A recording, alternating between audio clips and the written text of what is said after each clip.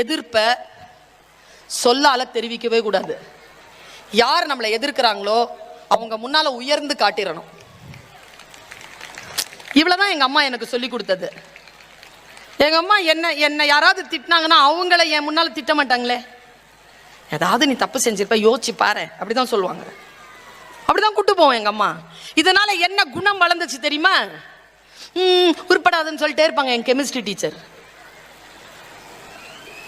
ஒரே பதில் தான், அது ரிட்டையர் ஆகிறதுக்குள்ள அந்த ஸ்கூலுக்கு சீஃப் கெஸ்டா போயிட்டு வந்துட்டேன். அவ்வளவுதாங்க பதில். பிள்ளைகளை அப்படி வளர்த்து விடுங்க, வைராக்கியமா வளர்த்து விடுங்க, ஆரோக்கியமா வளர்த்து விடுங்க.